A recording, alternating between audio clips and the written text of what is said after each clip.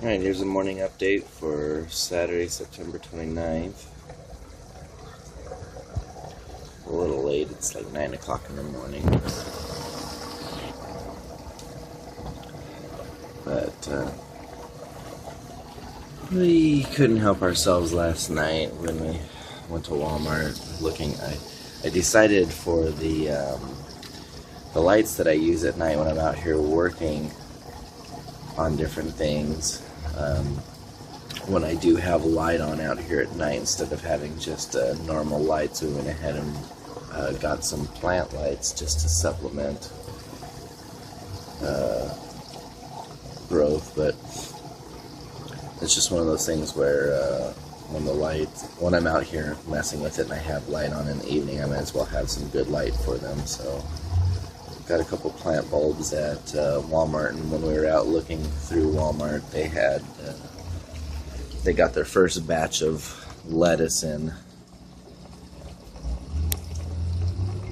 So I couldn't help myself. I put a few lettuce plants in. So we'll see how that goes. They should theoretically do, as well as, if not better than, the cucumbers, because in the younger systems, you should be using leafy plants rather than plants that are gonna fruit, just because of the nutrient content in the system.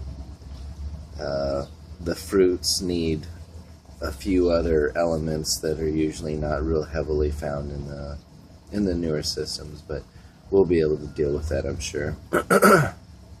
So we finally got some lettuce in here. Butter crunch. Interesting, we were looking for seeds last night, and since it's getting towards the end of September, it must be Christmas time, according to the retailers, because the entire garden center is cleaned out and full of Christmas stuff. We haven't even gotten to Halloween yet, but there was no seeds. They had no seeds at Walmart at all. It's not real Christmas or Halloween or not. It's not real difficult to keep some dried packs of seeds lying around. And the tomato is the winner to the first rung on the trellis.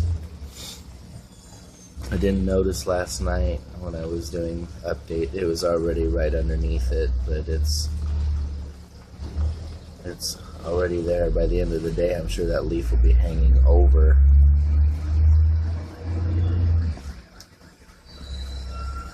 And there goes the garbage man, setting off car alarms. Sorry about that. So I went ahead, and I know it's only been 12 hours, well, more 13 hours since I checked my water. But pH is 7.4. My ammonia is still in the 3 to 4 range. That's my only concern right now, is ammonia. It, of course, is making the nitrite pop up a little bit, but it's only to the 0.5 mark, and probably having a couple extra plants in there, we lost a little bit of nitrate, but we're still in the high 20s. Very strong orange color. Not quite as red as it has been for the past couple days, but still very rich 20. I might, just to get this ammonia knocked down some, throw on my Fluval 250 gallon per hour pump loaded with some activated carbon charcoal for a couple hours, and it'll just eat up some of the ammonia. I might keep it on there until I get down to a reading of about 1 on the ammonia, and then take it off the system because that'll still be leaving plenty of ammonia for the nitrogen cycle to be active. And but I mean, look at that. This bed is just filling out already. From the time that the plants first went in, we are at 13 days. Not even. 3 o'clock tomorrow will be a full week that from the time the plants hit this bed. So I'd say we're cranking. We really have a lot going on. There's a lot of growth. I mean, look at those cucumbers and the tomato back there. That whole corner is just turning into a jungle already. So, pretty pleased.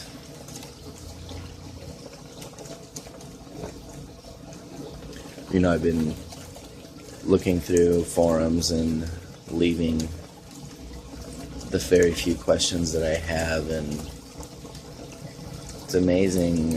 I don't know. I guess I'm too active of a person or something when it comes to this, because I don't have the patience to wait for their answers, and at the same time I have fair confidence that I know what I'm doing and that I've got this pretty much going the way it should be. So I just need to be patient. Don't do anything that's, you know, going to be overzealous on the system. And maybe if I can get this ammonia knocked down, we can get some fish in it, so that once the fish are in, we're going to see another ammonia spike, but that's also going to be putting matter into the into the bed. Because right now I'm not adding anything. It's still just going off of the initial fish water that was put in there, and I'm only imagining that last night when I was, you know, digging in and putting these lettuce plants in, I found a couple of worm husks, little dried up pieces, you know, mixed in the upper layer of the rock. So I definitely have had some worms die off. I really think that that is what is causing all the ammonia in there right now. It's just that there was no food in the bed for the worms, and the worms are dying off. If that's the case, that's going to, until they are absorbed or consumed by the bed and turned into nitrate, go through the whole cycle and then, you know, they're done decomposing. That's going to be a significant source of ammonia for a little while. And I suppose that without the fish, as long as everything's growing and I'm seeing nitrates and I'm seeing nitrites and I'm seeing ammonia, this is what it's supposed to be doing, and everything's going to come into a balance. It's just a bummer that I'm having to hold off on the fish, because there is something else producing waste, obviously, inside the system. So we had the lettuce that we picked up last night.